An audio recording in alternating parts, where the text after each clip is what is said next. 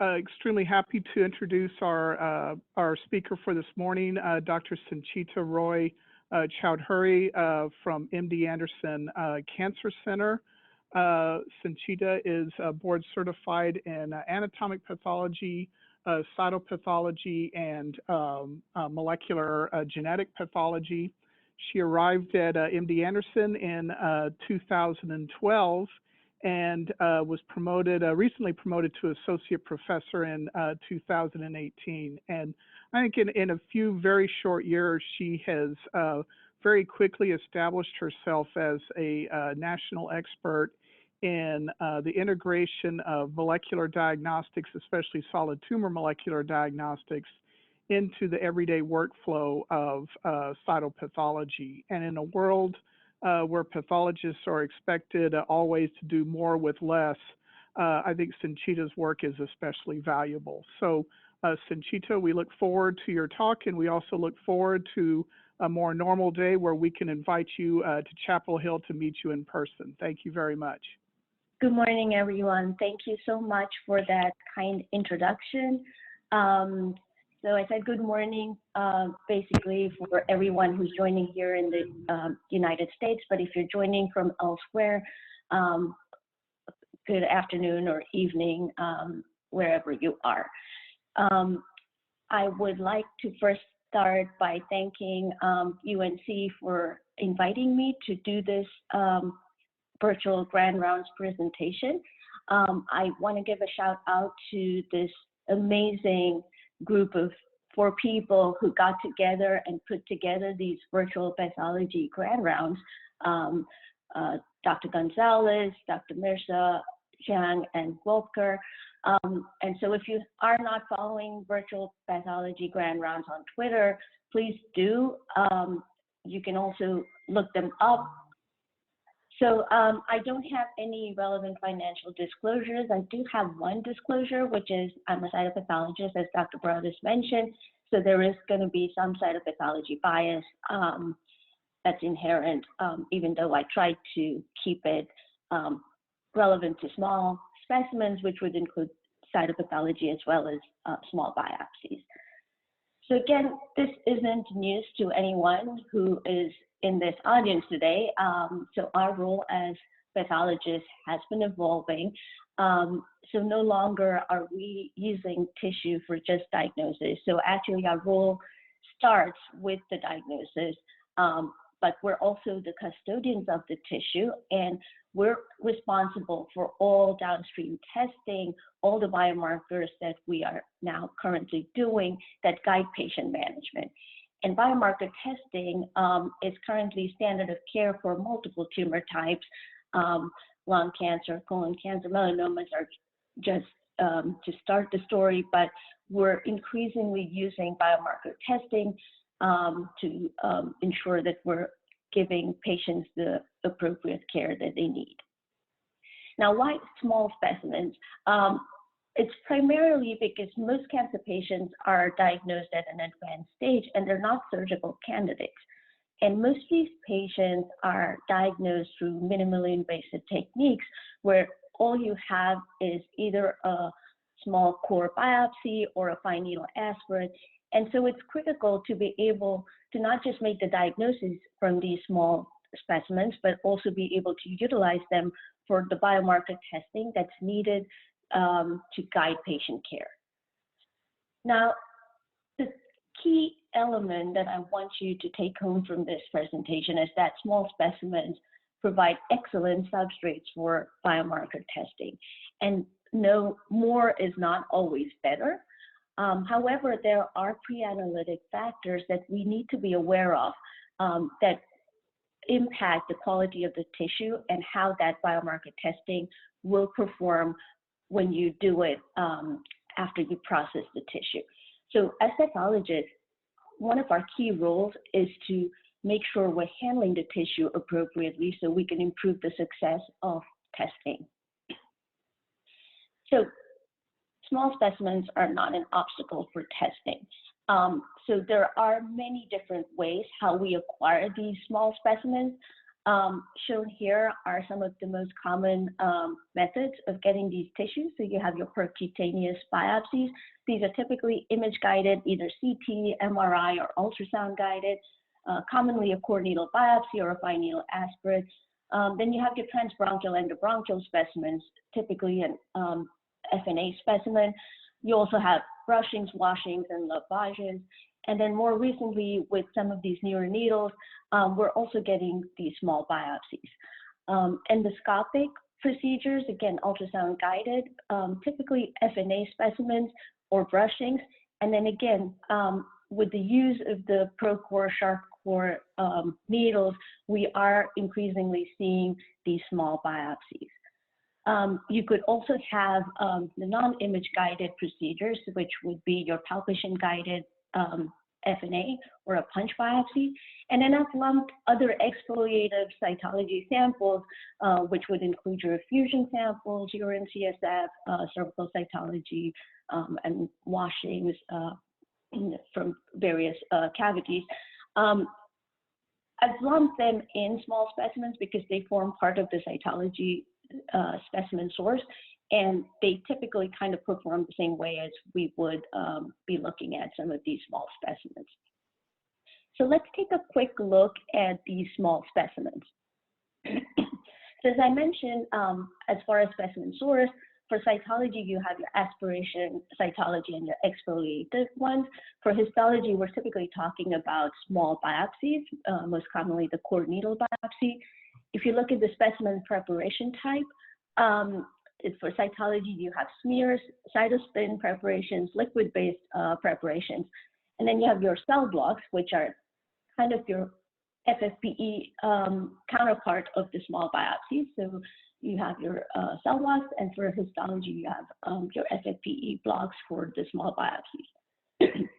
And then as far as other specimens, which are not the most commonly utilized ones, and again, in the interest of time, I will not be focusing on any of these in this particular presentation, but these would include all your liquid biopsy samples, which the most common, again, is your plasma-based liquid biopsies, but also specimens from cytology, which would be your CSFs, urines, supernatants from FNAs and effusions, frozen samples, or samples that are preserved on Whatman filter paper.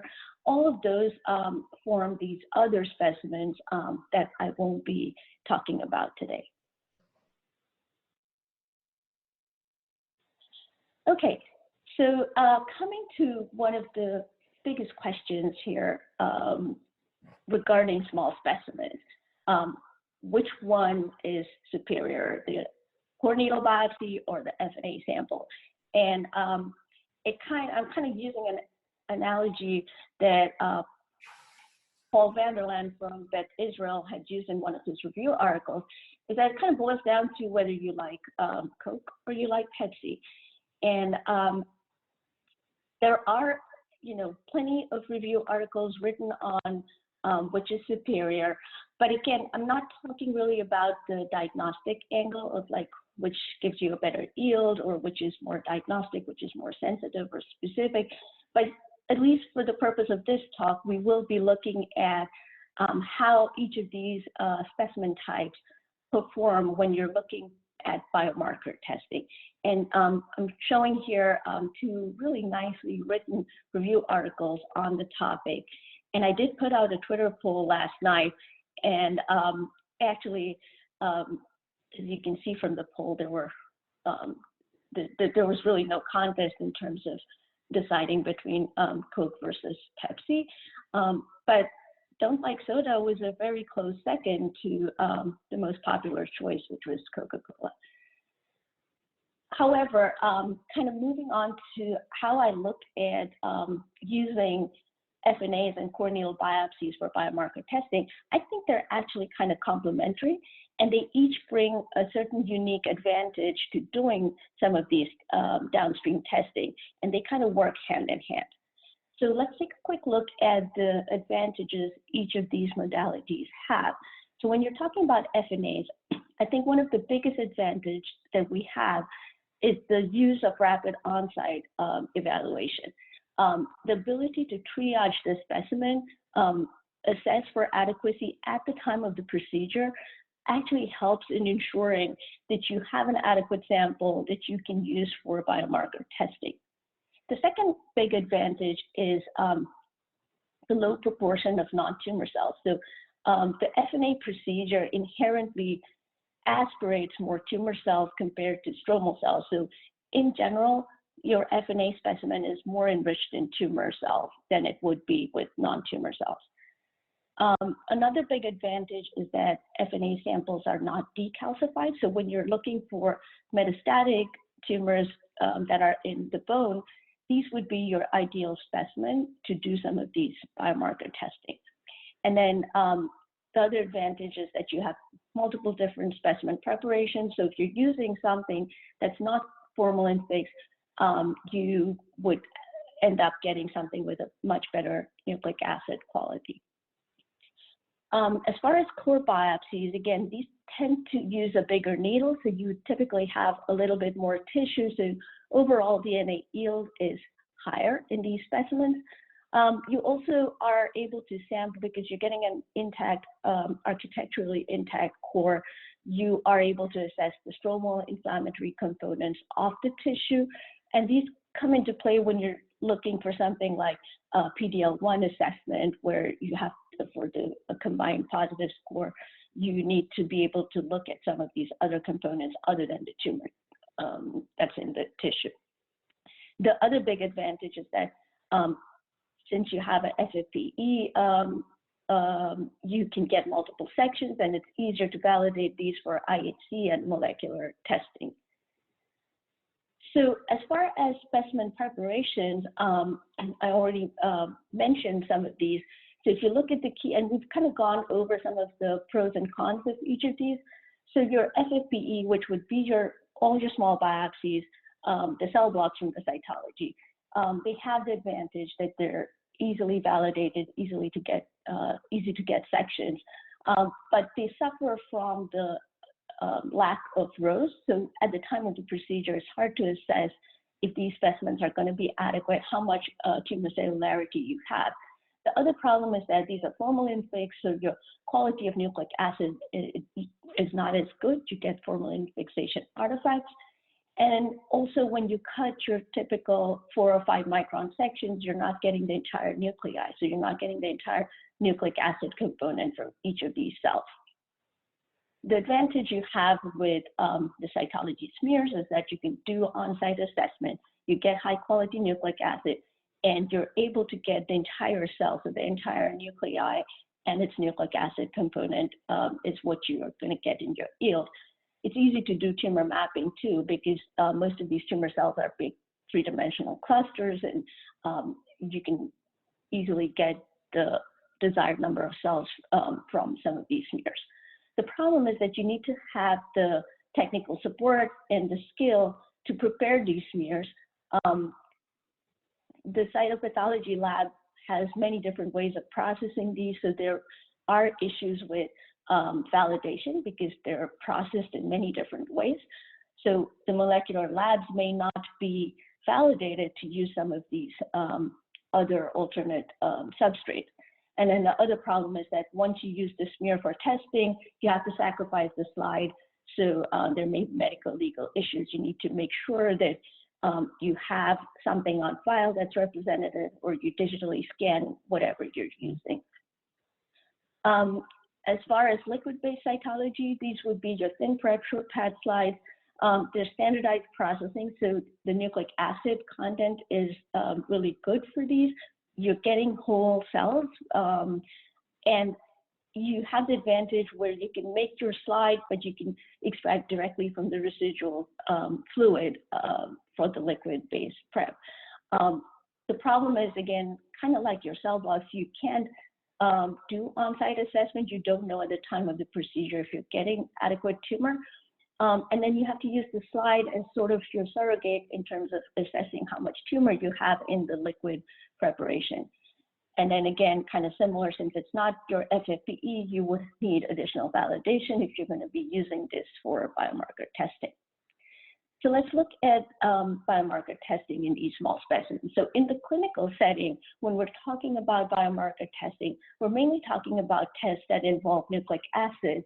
So something that either PCR or so something that involves amplification, like PCR, or in situ hybridization using probes that are designed for your target DNA. And then the other kind of test that's widely used in the clinical setting are your protein-based tests, which would be your IHC assays. So just a quick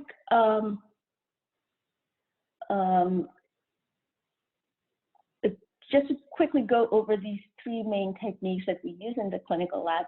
So as I mentioned, mutation analysis is typically done by some kind of sequencing technology.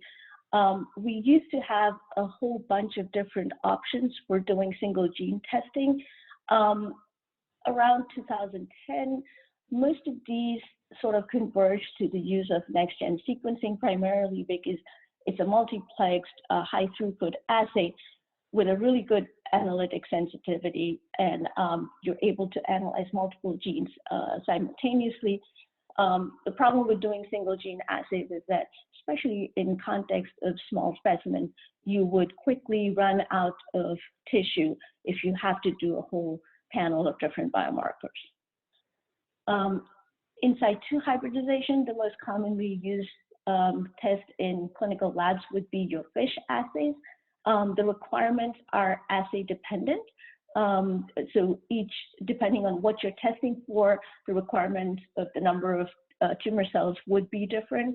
The tumor fraction is less of a concern in case of FISH testing, but you need to be able to recognize tumor nuclei to be able to count the signals. Okay, and then I mentioned biomarker testing by IHC again.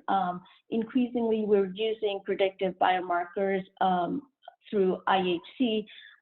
Examples would be AL-CROS1, BRAF, PD-L1, your mismatch repair genes. And for the most part, these assays, again, because you're using these biomarkers for predictive roles, patients do get treated based on how we report these. These need to be rigorously validated in the IHC lab. For the most part, people use the validation guidelines that have been set forth by the College of American Pathologists. Keep in mind, these guidelines are currently being updated, so there will be a new version of the guidelines coming out soon. So I mentioned earlier that there are pre-analytic factors that actually impact how the tissue will behave for some of these downstream testing. Now, it's hard to control any of the factors before we actually collect the tissue. But from when we collect the tissue, that's when the specimen is still biologically viable. And then moving forward, things start going downhill. So the sooner we can fix that tissue and process it appropriately, the better it will behave when you do some of these biomarker tests downstream. And there are multiple steps involved from when we collect the tissue to how we process, how we handle it, how we select the tissue for testing, and we do the test and do the interpretation. However, even though these are sequential steps, all of these steps are kind of interconnected and have an impact on how that test will behave and how we interpret some of these results. So I'm going to go over some of these pre-analytic factors and how we play a role in making sure that we get the optimal results from these biomarker tests. So let's start with specimen acquisition. And step one is to start with an adequate sample. Now that makes sense that when you have an adequate sample, that's when biomarker testing will work best. And this is especially true in terms of small specimens because you have really limited volume tissue. So you want to make sure that you're collecting an adequate sample from the get-go. And how do you ensure that you're getting an adequate sample? One way would be to use an image-guided technique, as you can see here. If you can see where your needle is going, that your needle is actually in the lesion, your chances of getting the desired tumor cells or the tissue are much higher. You have to optimize the technique to get the best diagnostic yield, which involves, using an appropriate needle gauge, optimizing the number of passes, the number of cores that you need to take from a specific tumor. And again, cannot emphasize how important the operator skill and expertise is. Now, I wanted to put a little plug in for these guidelines that are coming out from the CAP on the collection and handling of thoracic small biopsy and cytology specimens for biomarker testing. These should be, so the CAP actually collaborated with 8 other societies, and as you can see, there are pathology societies as well as some of our clinical societies, and they're coming out with these guidelines to help ensure that we're collecting and handling our specimens correctly for our biomarker testing. And this should be coming out soon in the archives, likely by next month. All right, so I mentioned a little bit about rows, and so I wanted to talk a little bit about the utility of doing on-site evaluation. And again, this sort of focuses on your FNA specimens, because this would be the specimen that you can assess at the time of the procedure and see if you are collecting an adequate sample. It also helps with the triage. And those lines actually disappeared, so hopefully it looks better for everyone else too. So rows actually, at the time of the procedure, can not just ensure that you're collecting adequate tissue, but also help with the triage of what you want to do with the specimen. So for example, if I'm doing rows and I see there's a lot of acute inflammation and I'm worried for an infectious process, I can ask the person doing the procedure to collect a sterile sample for micro.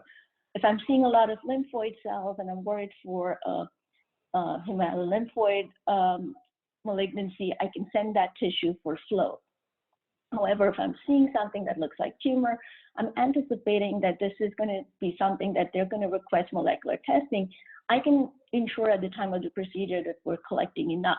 So for places like MD Anderson, where I'm at, we actually do testing from our smears. So we ensure that we're collecting enough tissue on our smears, because that's the one thing I can do at the time of the procedure to tell the radiologist that we have enough, not just for diagnosis, but for any test that's going to be requested. But if you're at a place where you're limited to testing from just your blocks, once you make the diagnosis that yes, this is a malignancy, you're getting adequate tumor, you want to maximize all of the subsequent passes into that needle rinse so you can try and get a good cell block so you can use that for all your biomarker testing. So as a quick example of the utility of rows, here's a case of a 72-year-old female with a history of lung adenocarcinoma, presenting with enlarging lymph nodes, suspicious for carcinoma. So they did a neck lymph node FNA, and they already, before they even did the procedure, they already requested biomarker testing for lung cancer. So I'm looking at the diff-quick smear from this lymph node, and there is no evidence of metastatic carcinoma. However, those lymphoid cells kind of look a little monomorphic. So I'm looking at it. It's an older patient. I'm actually worried about lymphoma, probably a low-grade lymphoma, which would be really hard to do just by morphology. So at the time, I can ask them to do a core needle biopsy. I can also send that tissue for flow. This is what the core biopsy looked like for this patient. The flow did come back as monoclonal, and this was diagnosed as a low-grade B-cell lymphoma consistent with follicular lymphoma. So that's where having the ability to do rows actually comes into play. How it wasn't a lung cancer, the patient had follicular lymphoma. So let's move on to the next step, which is just specimen processing. And so it's really important that we optimize this step so we can get the adequate yield and the right quality DNA or RNA or proteins that we need for our IHC assays. And depending on how you process that tissue, there are qualitative and quantitative differences in each of these components. Now, when you have an FFPE tissue, most people look at it as, oh, it's all the same. But FFPE can also come in many different flavors. And we may always hope that we get Mr. Perfect, but you could also get Mr. Messy or Mr. Fussy. And so you need to be aware of preanalytic differences in different kinds of FFPE tissue. And this is a really nice review article that actually goes over a bunch of these different preanalytic factors, some of which have been better characterized than others. But if you look in the column on the left, you know, they talk about ischemic time, how long your tissue has been sitting before it's been fixed, decalcification, how long it's been fixed, the age of your paraffin block. All of these things have been well characterized and have been shown that they impact your DNA, RNA, and protein. And then there are many other different factors in terms of the volume of the fixative, the temperature, and all of these things that are not as well characterized, but also impact how that FFPE tissue is going to behave. So let's take a quick look at some of the things that we are aware of at this time point that actually impact how that FFPE tissue is going to behave. So as far as recommendations, it's recommended you fix your tissue in 10% neutral buffered formalin. If you're going to decalcify, use something, don't use a harsh acid, use EDTA or formic acid. No acid or heavy metal fixatives. So, I mean, when I was a resident, we used to use Bowen. That's not something you want to use, especially if you know something is going to be used for biomarker testing. Not recommended to use any alternative buffers or formalin additives. And again, no harsh acids for decalcification. As far as formalin fixation, the volume recommended is 10:1. And as far as time, you want to fix it for at least 6 hours and probably not more than 48 hours for these small biopsies. I did mention decalcification, not to use any harsh acids, because you can talk to any molecular pathologist and you will see, like, the minute you mention that the specimen has been decalcified, they're going to roll their eyes because it creates havoc in terms of the nucleic acid and looking at that sequencing after that thing has been, the tissue's been decalcified. So if you have to use decal, use something like EDTA or formic acid, which is not as detrimental to the tissue. But again, if you actually have a concurrent FNA, that should probably be your substrate of choice because these are not decalcified, as you can see here in the cell wall compared to the core biopsy. This is not going to be something that's decalcified. And if you are validated, you could also use the cytology smears. As far as paraffin embedding, the recommendation is to use a synthetic paraffin, something with a low melting temperature, no additives. You want to store your blocks in something where there's a temperature and humidity control. And again, the longer the block's been stored, you actually get reduced amounts of nucleic acid recovery. So you don't want to use blocks that are really old, which again, for biomarker testing is not usually that big a problem because most of the time we do testing on more recent tumors and we wouldn't typically be testing something that's 20 years old. Fresh sections are preferred over sections that have been cut and stored for many years. So here's a quick summary from that review article I showed you. And as you can see, they've kind of broken it down by DNA, RNA, and protein. DNA is probably the most stable, but you can see, like, you know, the cold ischemic time, it really, like, you want to fix your sample quickly and appropriately if you're doing RNA or protein-based testing. Now, if you thought that was bad, you don't want to get started on cytology, because in cytology, you actually have many different types of specimen preparations. And while that provides a lot of variety and a lot of options as far as biomarker testing, it also gives you a lot of pre-analytic variables in terms of the different collection media, the preservatives, the fixatives, stains, different kinds of glass slides, the mounting media. And all of these things actually impact the tissue and how it's going to behave for biomarker testing. Now, if I were a person doing a procedure, the dizzying array of options I have, like my job is to collect the tissue, but what do I do with the tissue after I take it out of the tumor? Do I put it on a slide? What kind of slide I use? Do I air dry it? Do I fix it in ethanol? Do I put it in saline or formalin? Or do I have to freeze it? So I think the number of different options that we have at the time of specimen collection and what we do with it downstream actually needs to be better standardized if we're going to be validating all of these different things for biomarker testing.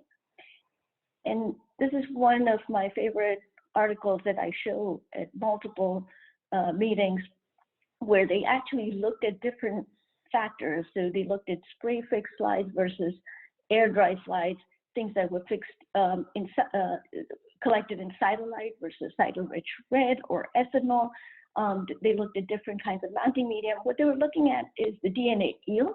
And again, not to highlight what is better than the other, but just to show you that the DNA yield actually varies depending on how you fix that tissue.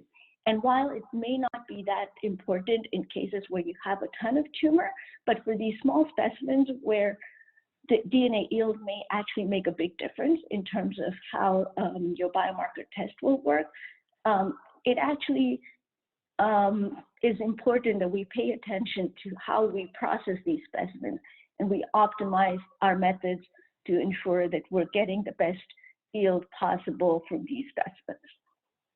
We did a study at Emerson where we actually even looked at the different kinds of glass slides and our extraction methods, comparing cell lifting techniques with scraping.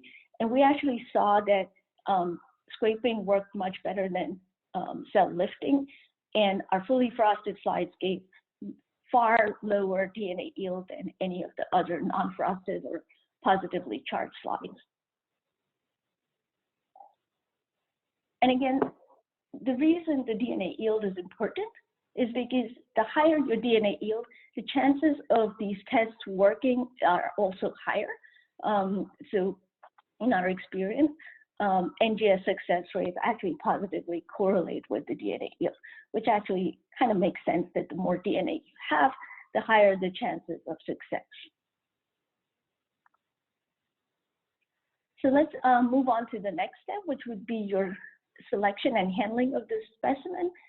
And so you want to select the best specimen for testing. And how do you know if you're selecting the best specimen?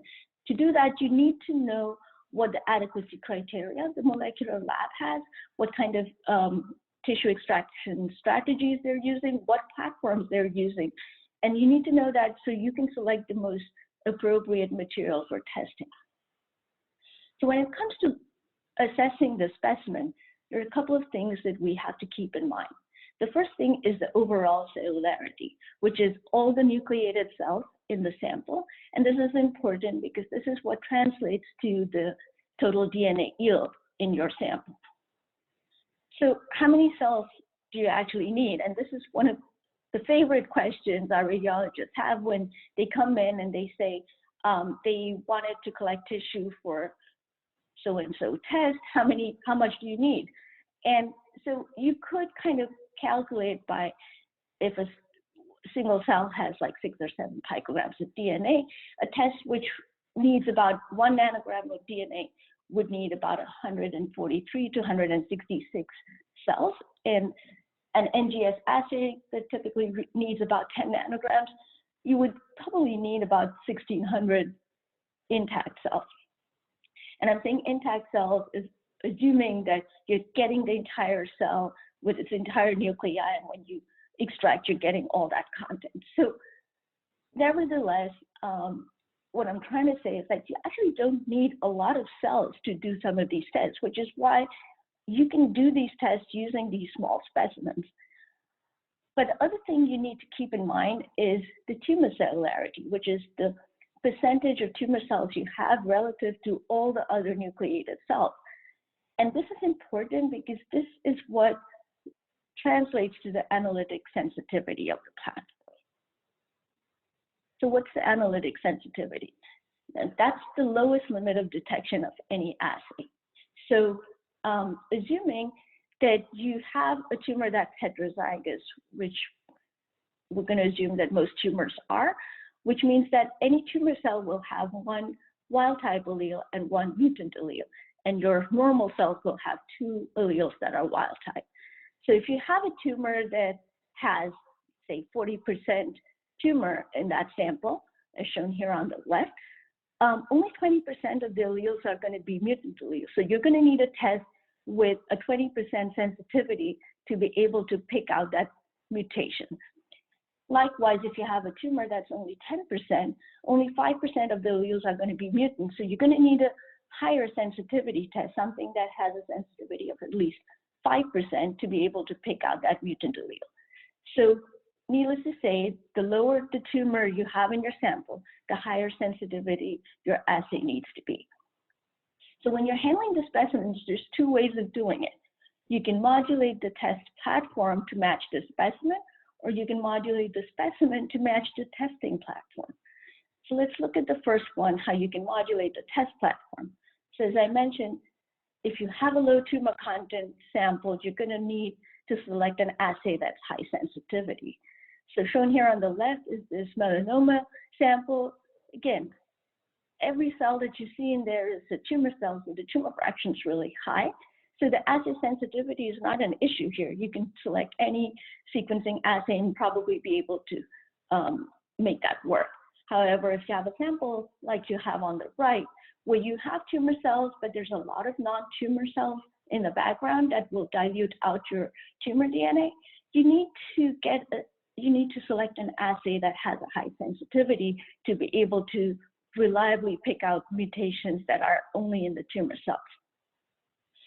So here's a case example to highlight that. So this is a patient with a known EGFR mutation on tyrosine kinase inhibitors and was progressing, so they were clinically suspecting resistance. So the patient presented with a pleural effusion that they sent for testing. And this was the result from the EGFR analysis. It showed like no mutations in EGFR. But we know this patient has an EGFR mutation, right? So what went wrong? And the answer to that is, if you read in the methodology, it says PCR-based DNA sequencing. So this was done by Sanger sequencing. And the key was, this was a pleural effusion with a low tumor fraction, and Sanger sequencing is a low sensitivity assay. So it was a false negative. Of course, this was something where we got a call from the clinician saying that there's something wrong. This patient has an EGFR mutation. So we ran the same DNA on our NGS assay, which has a much better sensitivity. And shown here are the results. So on the left, you can see the sequencing. The forward reads are in pink, the reverse reads are in blue, and there is this beautiful exon 19 deletion, which is the known EGFR mutation this patient had. But in addition, here in exon 20, you can see there is a point mutation that we're detecting, which is the T790M, the most common resistance mutation in these patients. So what I'm trying to highlight is if we don't select the tissue for the right assay, or we don't select the right assay for the tissue, we're likely going to get a false negative result, and that's not adequate patient care. So the other thing that we can do is modulate the specimen to match the testing platform. And the way to do that is through tumor enrichment. And so we often have specimens like this, where you have tumor in one particular area, but then you also have other areas that have a lot of non-tumor cells. And so if you select this entire tissue for testing, you're going to dilute out that tumor DNA. So you want to circle an area that has more tumor. And even in this area, there's going to be like stromal cells and inflammatory cells. So your tumor content may be about 50%, but it's far higher than what it would be if you circle the entire thing. Same thing here. We often get biopsies like this where there's a lot of non-tumor elements, and you want to minimize that by circling an area that's enriched in tumor. The same thing goes for cytology. So it's this is a common specimen type that we get with our FNAs, a lot of lymphocytes in the background. But you want to go to areas where there are more tumor cells, circle those areas so we can enrich the specimen for the tumor DNA. So the goal is basically to make sure that we ensure that we're getting adequate DNA, but we're also enriching for tumor. So if you look at your tumor types, you can kind of look at them in terms of tumor fraction and cellularity. So in one quadrant up here on the right are your high cellularity, high tumor fraction samples. And those are usually never a problem because you have enough tumors so you can use any assay and it will have a high chance of success. And down here on the left at the bottom are your low cellularity, low tumor fraction samples. Again, usually not an issue because these are not going to work. So these are usually canceled up front. And then you have on your top left your low cellularity but high tumor fraction samples. Now these, you have to make sure that you're getting adequate DNA yield. So you have to probably send additional sections from your blocks, or you have to send more smears. But your tumor fraction is high, so as long as you have adequate number of cells to meet the yield, the minimum threshold, you should be fine. The most interesting ones are your high cellularity but low tumor fraction samples, as seen here on the bottom right.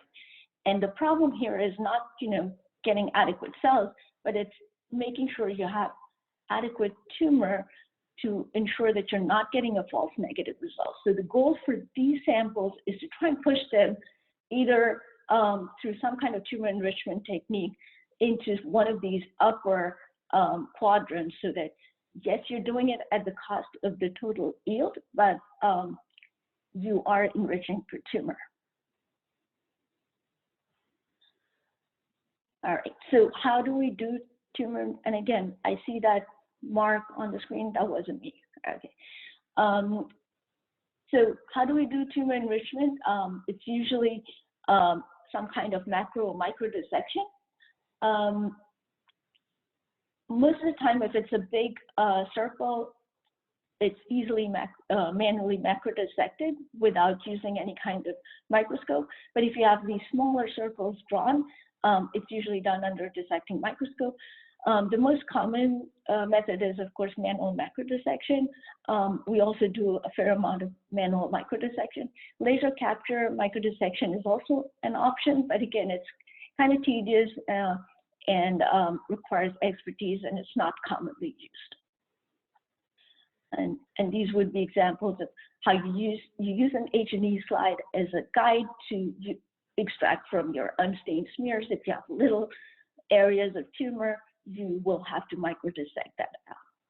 The same techniques are also used for your cytology smears.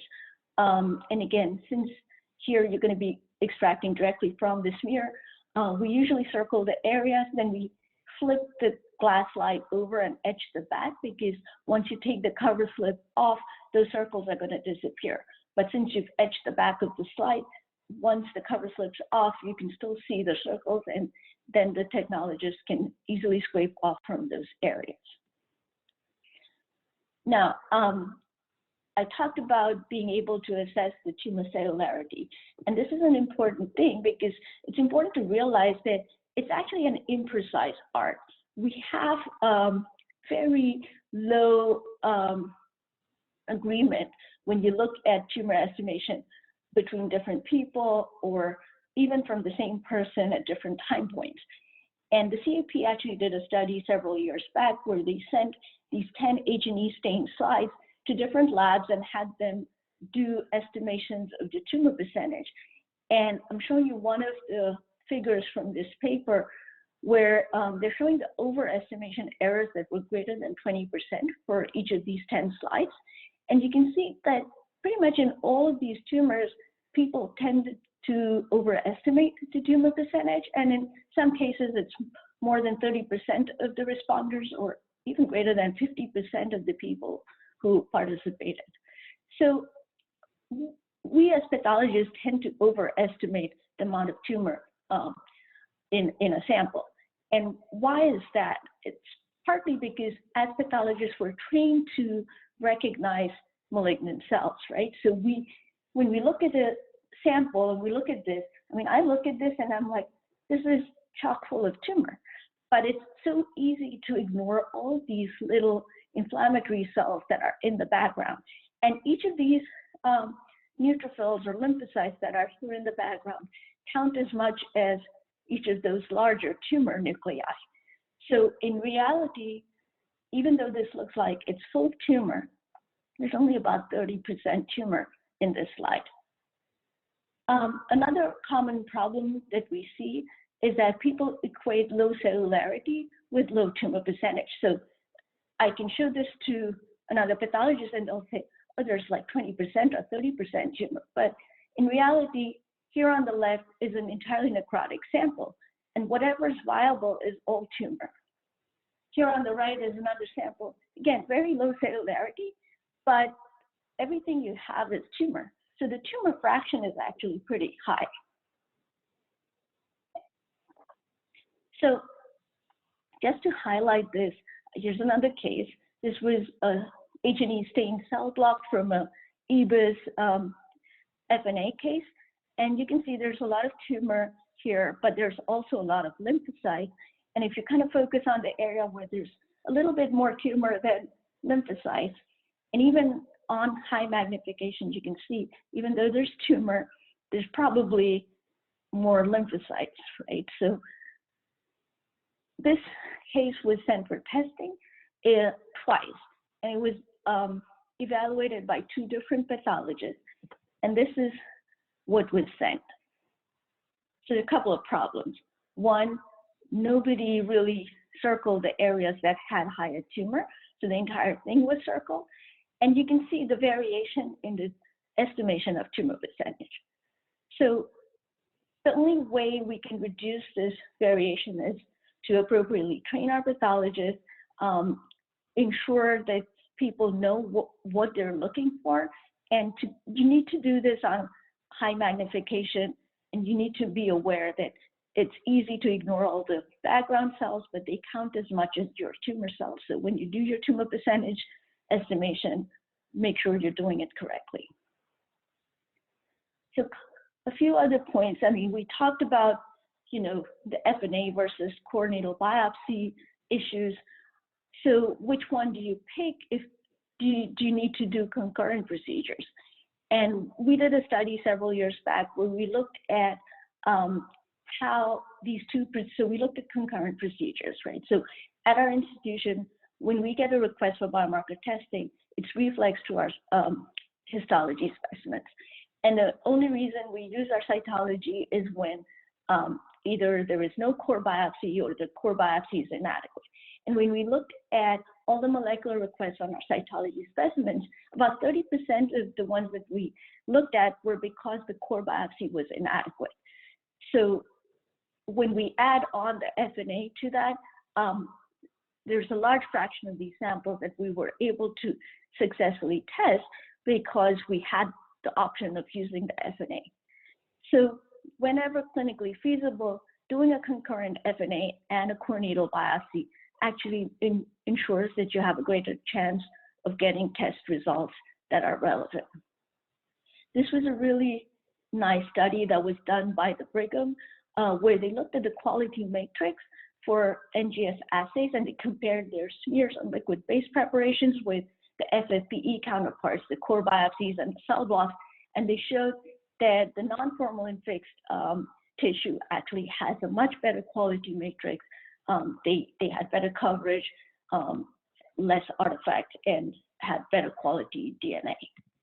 we did a study at Anderson, kind of similar, where we compared our concurrent FNAs and core needle biopsies, and we saw that the smears actually had higher cellularity than their cell blocks and core biopsies. And when you look at the tumor percentage, the FNAs had, the smears actually had a higher tumor percentage than the concurrent core needle biopsies. When we did NGS assays, they also tend to show a higher allelic frequency, which correlates with the high tumor percentage. They also had less failed amplicons and better coverage. But as I mentioned, I mean, we use these in conjunction. They're complementary because each has its own advantage. Here's another case that I wanted to show to highlight. Again, another patient with lung adenocarcinoma with a known EGFR mutation.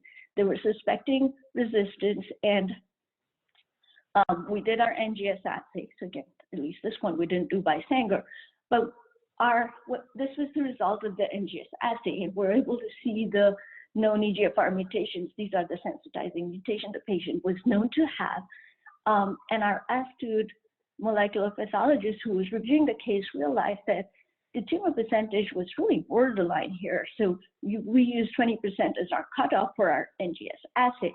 And the fact that we were not seeing the resistance mutation made her think that maybe this was a false negative. So we looked at the concurrent FNA, which had a higher tumor percentage. We ran it for NGS, and we were able to see not just the sensitizing mutation, but also the resistance mutation that was missed on the core biopsy. So at Anderson, what we try to do is that we look at, if we have a concurrent FNA and core biopsy, we look at them together and we try and maximize all the tests that we need to do based on what we have. So this is a common scenario. So here's a lung adenocarcinoma patient. This is the core biopsy where you can see most of the core doesn't have tumor. There was tumor on one end of the core. This was the concurrent FNA, the smears and the cell wall. And for our lung adenocarcinomas, this is usually what we're seeing now for test requests, where they will ask for NGS assays for all the mutations. They ask for FISH for the fusions, and they also ask for IHC for, PD-L1 at a minimum, but we're increasingly seeing requests for MSI testing. Now, the question is, that's a lot of things to, first of all, you're asking for different platforms. So you're looking for FISH, you're looking for IHC, you're also looking for sequencing. So you need to ensure that the tissue that we have is adequate for all of these tests. So if I look at what I have available, if I look at the core biopsy, I can probably get 10, 15 unstained sections. So this is after I'm going to reface this block, right? And I'm going to get more sections. I might get away with 10 sections, right? So I have PD-L1 and I have the 4 mismatch repair genes that I have to do by IHC. I have 4 FISH tests that I have to do. So there's your 9 slides. So I'm going to run out of tissue if I just use this core. But if I supplement it with my FNA, I can do the FISH and IHC of the core biopsy, and then I can do the mutation assay of the FNA specimen. So we try to put together what we have. If they're from the same procedure, the same tumor on the same day, we put it together and we try to do all the requested tests. So some of the last things I want to mention is the communication aspect. So there needs to be communication from the ordering clinician. We need to know if something is for biomarker testing, because the last thing you want is to have a biopsy like this, have this unstained sections, do your IHC workup only to find out that they did a biopsy because they needed biomarker testing. You reface the block and this is what you get. So now every institution has their own way of how they want to process this.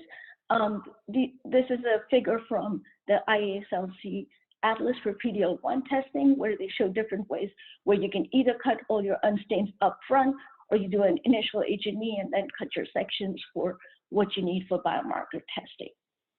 So in summary, I just want to emphasize that small specimens are excellent substrates for biomarker testing. there are pre-analytic factors that impact the quality of the tissue and the success of these tests. And as pathologists, one of our key roles is to ensure that we triage and handle these specimens appropriately so we can improve the success of biomarker testing. So thank you all for your attention. Stay safe. I know we're kind of close to the ending time for this webinar. So if you have questions, I'm here. I can still take them, or you can reach out to me on Twitter or through my email. Hey, Sinchita, thank you very much for the talk. I see on the chat box we have a few questions. First question, you mentioned a NGS cutoff of 20% tumor. Are you really not testing anything below 20%? And have you tried testing like below 20%, and do you ever get any kind of results with that? So the reason we use the 20% cutoff is the sensitivity of the platform. So I said, you know, typically the sensitivity of the platform is what decides how much tumor you need. So the sensitivity of the NGS platform is about 5 to 10%. So using that, we use 20% as our recommendation. We do end up getting samples that, again, kind of mentioned that the tumor estimation is it's variable, depends on the person doing it. We do get a lot of samples that come in as 20, 21%, 22%, because I know that there are low tumor percentage samples that they think may possibly work. So anytime we get a low borderline tumor sample, we still run it, and we pay a little bit more attention while we're doing the analysis. So we go in and manually review. So if we're not picking up any mutations using our software, we manually go and review and try and see if there is a low frequency call that you can possibly pick up.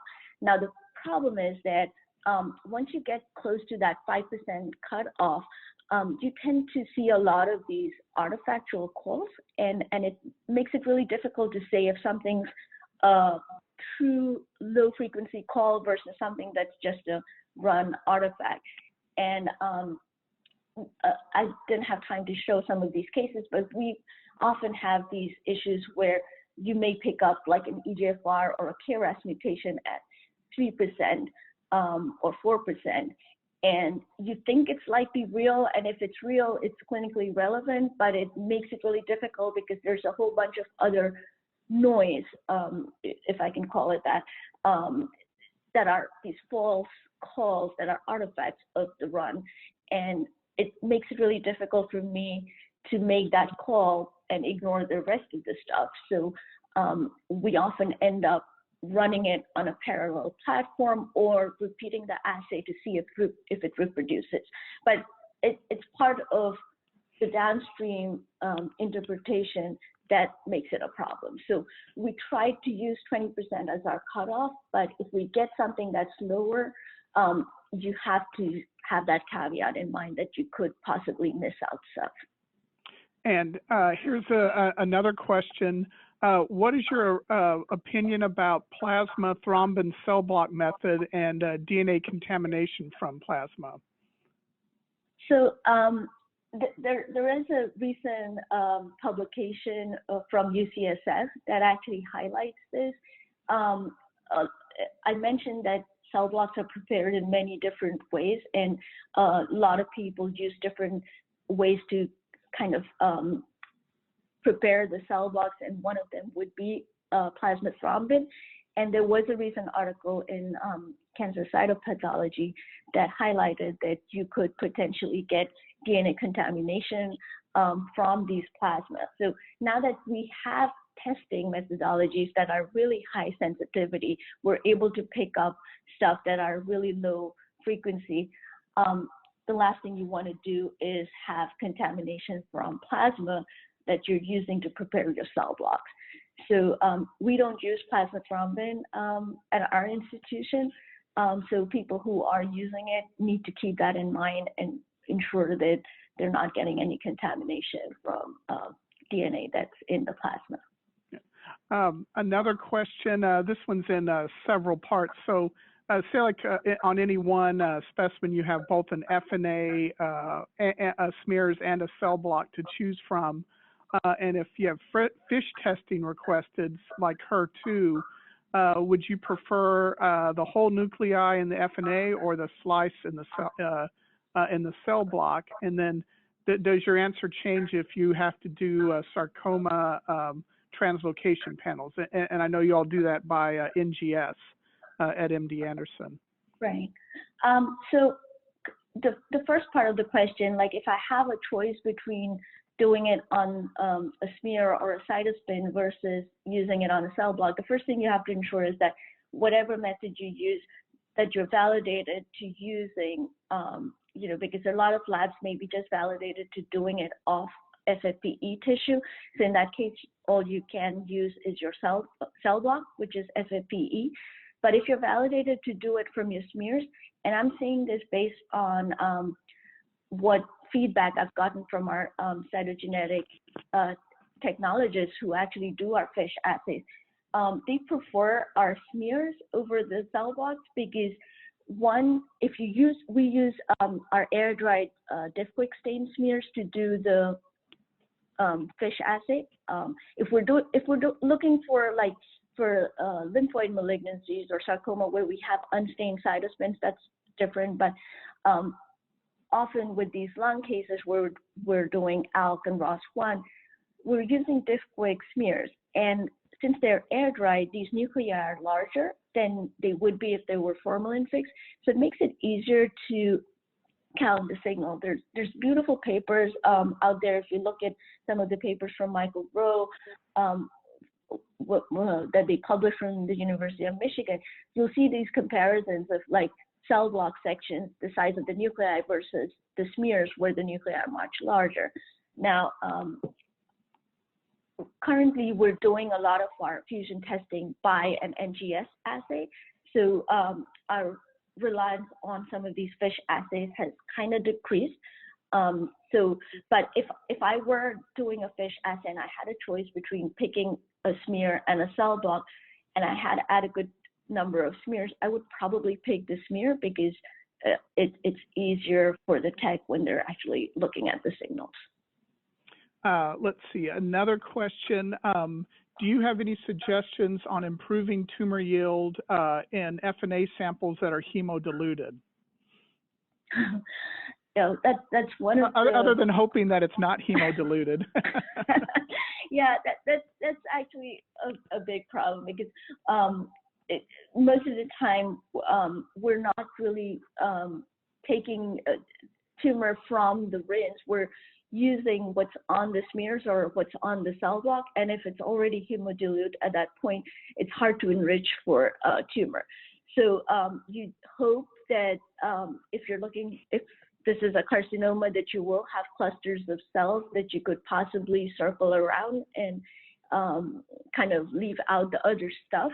The thing with the hemodilute stuff is most of those cells are RBCs and they don't have nuclei, so they don't really count in terms of diluting your DNA, but you could have other blood elements like neutrophils and lymphocytes that may dilute out the thing. So for a hemodilute stuff, I think the goal is to at least get adequate amount of tissue so you meet your minimum DNA or RNA yield. But if most of your cells are RBCs, they probably don't interfere with diluting out your DNA. Let's see. Another question, what stain do you use for rows in order to perform biomarker testing on smear slides if your cell block doesn't turn out to have too many cells? So for us at Rose, we actually do both diff-quicks and a rapid PAP. So whatever we do at Rose is basically what's part of our permanent slide, like for our smears.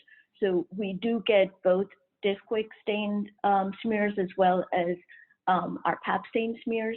And so at the time of Rose, we are kind of able to tell our bronchoscopist or our radiologist if we're getting adequate tissue. So we're a little less reliant on the cell block, but if we do have a malignant, so for our EBIS procedures where the FNA is probably the only specimen that you have, Once we make that diagnosis that it's malignant, our bronchoscopists will ensure that they put additional passes in the rinse so that we also get a cell block.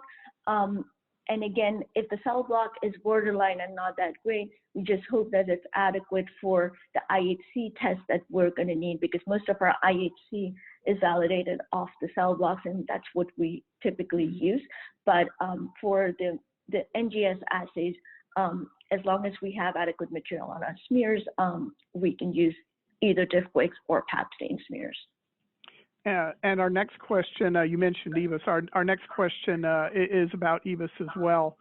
Can you estimate about the percentage of EVIS procedures that do not have enough material for your testing? And if that happens, what next? Does the patient typically get another EVIS, or is there some other thing we can do?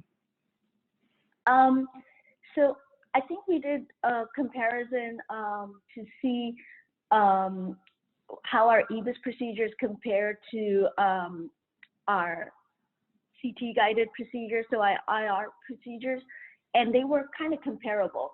And so I would say about 10% of the cases end up being inadequate. And yes, if it is inadequate, it means that the patient needs to get tested. Often, with increasing frequency, we do get requests for liquid biopsy testing, which is an option. The caveat is that even though specific, it's not that sensitive. So if you have a negative result on your liquid biopsy, it doesn't necessarily mean that the patient doesn't have a mutation. So it would mean that the patient needs to get a repeat biopsy. And then a question regarding testing for the translocations, ALK and ROS. Is it your perception that a lot of labs are still performing FISH for this, or are most transitioning to NGS, or is it still kind of mixed? I would probably guess that it's mixed. The revised guidelines that the CAP, AMP, and IASLC put out for testing purposes, for ALK, that the recommendation was either FISH or IHC. For ROS, IHC was recommended as only a screening method, but any positive case had to be confirmed by a molecular method. We are doing these fusion testing by NGS assays now, and initially we were seeing requests for both. So our clinicians would request both the FISH as well as the NGS assay. We're seeing a trend where now a subset of these cases, at least, where they're only requesting it off the NGS assay and are not requesting FISH. So as we develop these technologies, they become more widely available. I think there will be a trend towards migrating towards the NGS-based assay, because you can pretty much extract DNA and RNA at the same time and run it on this one assay instead of doing these different platforms. But I think at this point, it's still probably mixed. And I think we have one more question. Hopefully we have time for this. Can you give a brief rundown on which specimen processing parameters you have found to improve DNA yield on the FNAs? So from our experience, we've looked at DIFWIX and PATS, and they seemed comparable. We haven't done an in-depth study in terms of if one is superior than the other, but they both seem to work reasonably well. For the most part, we use a carnoid solution for our Pap stain smears. Ethanol fixation. We haven't really compared a whole bunch of different fixatives ourselves, but there are studies out there that kind of look at all of these different things and have looked at ethanol versus some of the liquid-based cytology like Cytolite, and have shown that ethanol is probably a little better than Cytolite. So there are quantitative differences.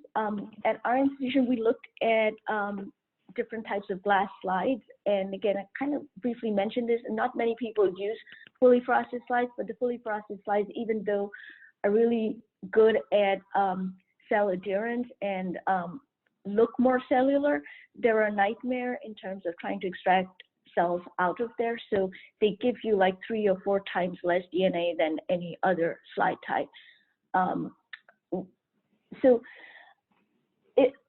for the most part, if you look at the different studies out there, there are studies that have used different types. So they use different fixatives, they use different staining methods, and they're all, there's no good study that compares them side by side. Most of the studies are like, we use this and this works kind of studies. So it makes it very hard to do a comparison and say which one's the best. I mentioned the CAP guidelines that are going to come out, and that's going to be talking a little bit about, because those were things that were looked at in that, during that guideline process. A systematic literature review was done, and we looked at different parameters in cytology to see if we could come up with something that's most optimal. So please wait for that to come out next month, which will talk a little bit about parameters in terms of the yield. Let's see, we have, I think, one more question. What, in your experience at MD Anderson, how is the request for NTRK 1, 2, 3 fusion testing? How is that done? So we do have the antibody, the IHC antibody for NTRK. We also have NTRK as part of our fusion, the NGS fusion panel that we currently run. So most of our testing is requested through our NGS panel, and that's what we're currently using. We do have the IHC, and that's, I think, part of one of our clinical trial protocols, but for the most part, if the clinicians are requesting NTRK, it's by the NGS assay. Great. Again, thank you very much, Sinchita. That was a fantastic presentation. Thank you, and I apologize for running a little over the hour. And if I haven't gotten to any of the questions, feel free to reach out to me. Great. Thank you very much. Thank you, everyone, for participating. Thank you.